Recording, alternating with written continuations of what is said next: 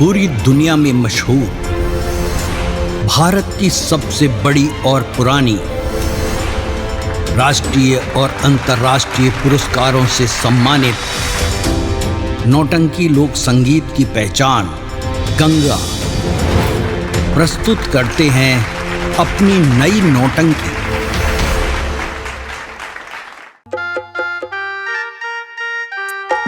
हे भगवान, आसरा धरा के भैया गईले अभी तक ले ना आइले। आरे आसरा धा आरा के हो भैया, अरे गईले अपना हो घरावा।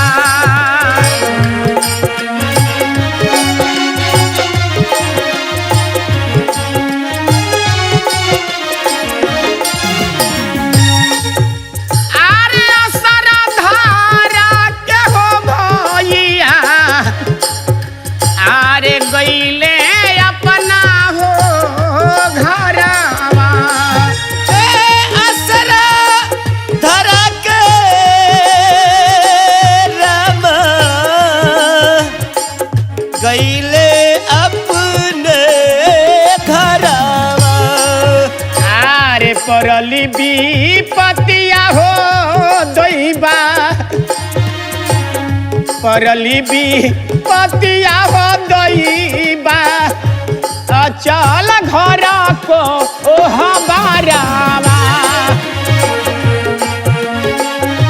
पतिया दैबा चले घर को परावा। आरे परली विपतिया हो दैबा, चल घर को हमारावा। परली विपतिया दैबा चले घर को परावा। आरे बेरिया के बेरिया हो दैबा, सैया के हो बरी जानी। अरे बेरिया के बेरिया दैबा सैया जी के बारी जानी। आरे बेरिया के बेरिया हो सैया, आरे तोहरा के बरी जानी। अरे बेरिया के बेरिया सैया जी रौरा के हम बारी जानी। आरे हमरो कानवा ये सैया रौरा नहीं हो मनानी। अरे हमरो कहनवा सैया जी रौरा नहीं हो माननी। अरे हमरो कानवा ये सैया रौरा नहीं हो मनानी। अरे हमरो कहनवा सैया रौरा नहीं हो माननी। आरे परली विपतिया हो दैबा, अरे आजू हमरा हो ऊपरा। अरे परली विपत्तिया सैया जी आज हमारा हो ऊपरा। अरे परली विपतिया हो सैया जी आजू हमारा हो ऊपरा। आज परली विपत्तिया सैया जी आज हमारा हो ऊपरा। हे भगवान, भैया आसरा धरा के गईले अभी तक ले ना आइले। का जाने यही कि ना आइले।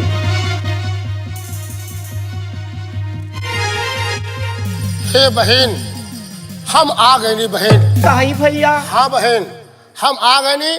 तू तनिक चिंता मत करा, एगो कार करा। काई भैया? देखा हम जौन बाकी ए जौन बाकी लाश के जौन बाकी ए बेड़ा पर बैठा देते हैं और चला तू जौन बाकी ए नाव पर सवार होखा। हम तो के गंगा जी के वो पार देश विदेश जैसे भी होई जहाँ के सब पट्टी के लाश झारत होई हम वो घाट पर तके जरूर पहुँचाए। चले भैया। ठीक बा बहन, तो आवा संभल के ए जौन बाकी नाव पर तू बैठ जा। आओ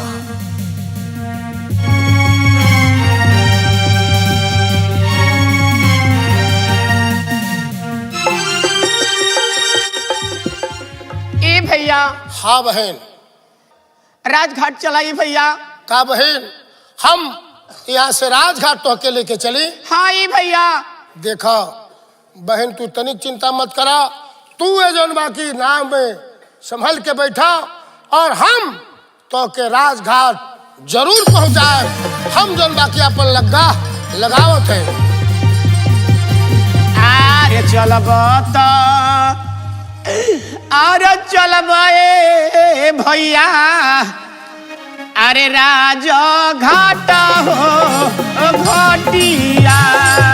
अरे चलबता चलबाए भैया राजापुर हो ओ घाटिया। अरे चलबता चलबाए भैया। अरे राजापुर हो घटिया। ठीक बा बहन, चलो हम चलते हैं। चलबाए भैया राजापुर हो घाटिया। अरे करली विपतिया ए भैया। अरे भैया सहैया। अरे हमारा विपत्तिया में भैया हो भैया हो सहैया। अरे हमारा विपतिया में भैया हो भैया हो सहैया। चलो बहन। अरे हमारा विपत्तिया भैया भैया हो सहैया। अरे चारू ओरिया ताकिए भैया।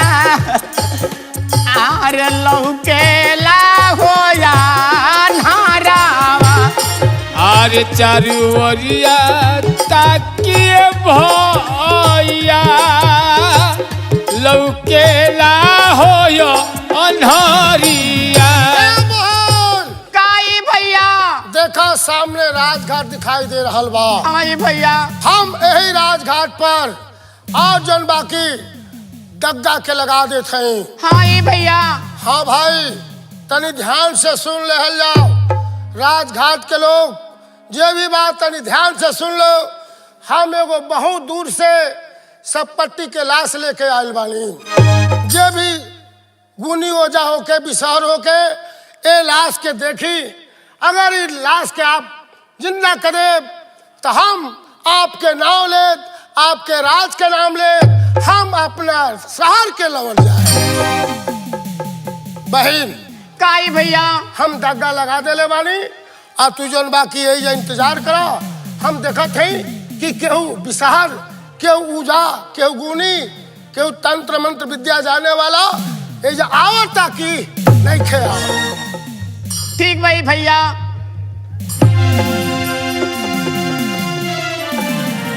कैसा शोभामान है मेरा राजघाट का राज।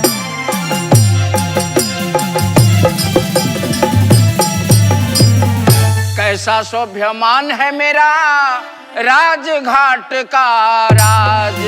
यहाँ का मैं राजा हूँ, राजकुंवर है नाम।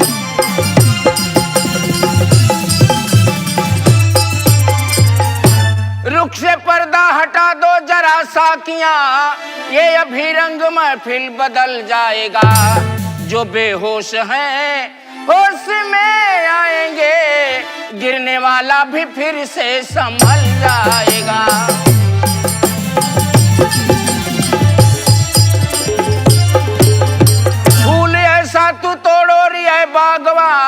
साक हिले न पाए न आवाज हो, वरना रौनक न गुलशन में फिर आएगा, दिल अगर हर कली का दहल जाएगा।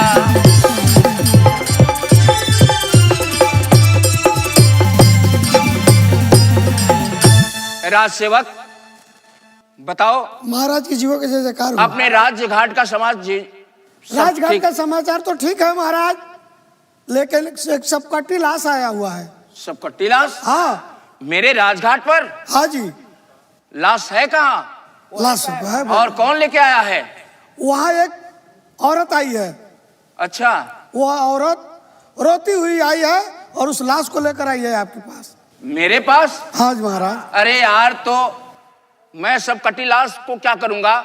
अपने राज्य में कुछ ऐसे भी लोग हैं जो सबकटी लाश को जिंदा कर देते हैं, चाहे कई रोज का मरी हो वो लाश, लेकिन उसका पता मुझे नहीं मालूम है किस मोहल्ले में रहता है।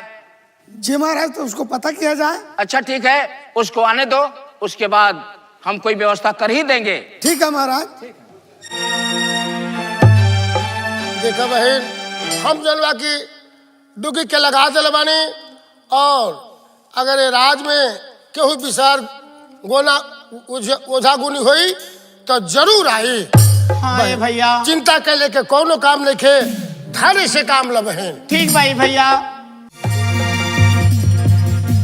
राज सेवक जी महाराज। अरे तुम लोग तो कह रहे थे कि लाश आई है, लाश किधर है? हे महाराज, ये जो आयल बा आगे पीछे के नोनी हार लेवे के। तो देखो किधर है वो लाश? जरूर कहीं बान है, कहीं बा खोजी। महाराज सामने देखिए। अरे राज सेवक। जी महाराज। इसने तो देखते ही मेरा सब कुछ लूट लिया। लगता है कि मालिक ने इसे बड़ा फुर्सत से बनाया है, जैसे 14वीं का चांद हो, पूरब में आफ्ताब फूट रहा हो। तुम लोग एक काम करो, इस लाश को उठाकर गंगा में बहा दो। अच्छा। और इससे मैं शादी करूंगा, शादी। ये बताई रहा, और ध्यान कहाँ बा? लाश पवा की होने बा? अबे बेहुदा, हम जौन पूछा था नहीं बताई, लाश पर ध्यान बा के होने बा? हमारा ध्यान जहां तुम देखोगे वहां है। अच्छा। इस लाश को उठाकर गंगा में बहा दो। मैंने लाश गंगा में बहा दी जाए, रोवा क्या करो? हाँ, मैं इससे शादी करूंगा, शादी। रोवा शादी करो? हाँ, इसने मेरे मन को मोह लिया है। अच्छा। हाँ, इसलिए मैं इससे शादी करूंगा। ये मेरे शादी के योग्य है। तुम लोग मेरी बात बताइए महाराज। ठीक है, मैं कहला कि मतलब के बा, ई दुनिया है कहाँ केहू के भइल बा? तो मुझे शिक्षा देने लगा? तुम लोगों से मैंने क्या कहा? इस लाश को उठाकर गंगा में बहा दो। ए यार, तुम लोगों ने सुना नहीं? कार करो, चलो जौन यहाँ कहते हैं तो कहिया। ठीक भाई यार। अरे कहला खिसा की मर्द कौन की दोगलो छोड़ दो, यहाँ के अपन वाला करो। ठीक है, जितना जल्द हो सके इस लाश को उठाओ और गंगा में बहा दो। नौकर हो सा महाराज के? हाँ, महाराज के नौकर है। तो का तौन बा की तहनी के ए लाश के गंगा जी में बहा देवे? तो महाराज कौन है गंगा जी में बहावे के? और है राजा। हाँ, राजा राज के न्याय करेला। ई राजा ए विपत के मारल औरत से शादी करी। ए राजा, है देख 7 हाथ का लट्ठा। मारा दू चार। जब 7 हाथ का लट्ठा जब उठी तो सारा रात पार तहस नहस हो जाए। बकवास मत करो, यह राजघाट है और इस घाट पे गंगा भी राजा कुंवर सिंह के हिसाब से ही बहती हैं। राजा अगर मैं चाहूं तो गंगा के धारा को रोक दूंगा, और तुम एक साधारण सा इंसान होकर मुझसे मुंह लग रहे हो। हाँ, अरे महाराज, एक दिन दुखियारी विपत के मारल औरत जेकर सुहाग उजड़ गई, जेकर दुनिया उजड़ गई, आज सबकटी के लाश लेके आपके घाट पर आयल कि आपके राज में केहू होई गुनी ओझा विसार जे लाश के जिंदा करी। और है मूर्ख राजा, तो विधवा से शादी करके कर रहा बड़ा। मूर्ख राजा, विधवा से शादी करके कर रहा बड़ा। हमारा सत्य के 7 हाथा लट्ठा आ तो लोग जिंदा ना छोड़िए।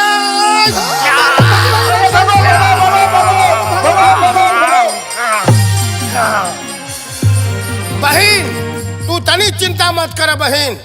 अरे हमरी रहते वो मूर्ख राजा के हिम्मत जौन बा कि हमरा बहन से शादी करी। मगर बहन, ये दुनिया बहुत जालिम बा। छोड़ो राजघाट के आसरा, चलो हम अगला घाट चलत हैं। ठीक बा बहन, लाश के लेके नाव पर सही से बैठ जाओ। हम जौन बाकी लठ लगावत हैं और तू जौन बाकी आराम से बैठा। ए राजपुर घाट के छोड़ के अगला घाट का हम तैयारी करते हैं। चलई भैया, अरे चलब ए भैया, अरे साधु पूरा हो घटिया। ए चलब ए भैया, साधु पूरा हो घटिया। अरे चलब हो भैया, अरे साधु पूरा हो घटिया। ए चलब ए भैया, साधु पूरा हो घटिया। अरे हमारा कारमवा में भगवान अगिया होल गवले। ए हमारा का रमवा में भगवान अगिया होला गवला।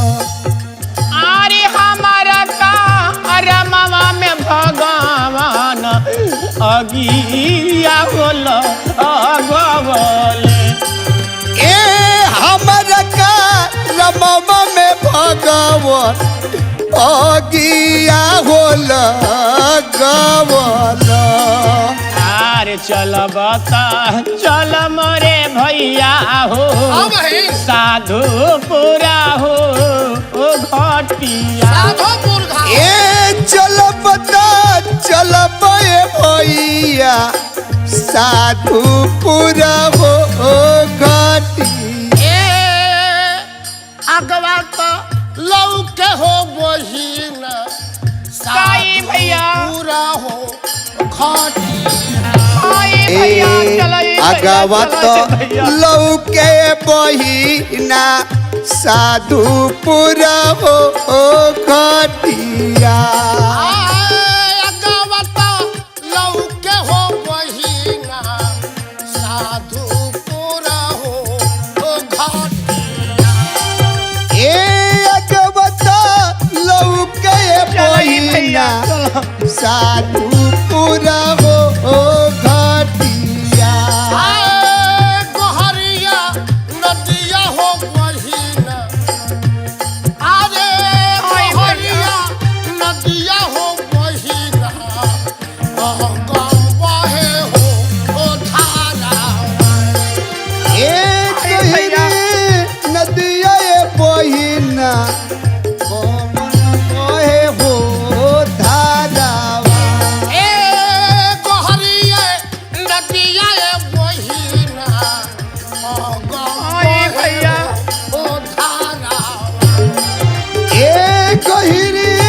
नदिया बहिना, गम बहे हो धारावा। आई के पूछल हो पानी, हाय भैया साई भैया। आई के पूछल बहानी, साधु पूरा हो घटिया। ए आई के पहुँचल बानी, साधु पूरा हो घटिया। बहन साई भैया ये साधुपुर घाट हो और हम अपना जनवा की नाय के यही रुकत हैं। ठीक भाई भैया। हम ये साधुपुर घाट पर हम जनवा की डुगी के लगावत हैं। ठीक भाई भैया, डुगी भाई। लगा दो भैया। हाँ भैया, तनी कान खोल के सुन लहल जाओ। हम बहुत दूर से आ रहल बानी, हमरे साथ में सब कट्टी के लाश बा। अगर ये भी सोखा गुनी ओझा होखे, जे भी सब पट्टी के लाश के विषय में जानकारी होके, झाड़ फूंक करत होके, आके जनबा की बहन के उद्धार करी और इनके पति के प्राण बचाए। हे बहन काई भैया हम तो ऐलान कर देनी, अब हमनी के जनबा की ए डुगी के आवाज सुन के हमार बात सुन के ए जाके जे भी होई जानकार हाँ भैया। सोखा जरूर पहुंची। तब हाँ तक भैया। हम यही जहां महन के विश्राम करेंगे। हाँ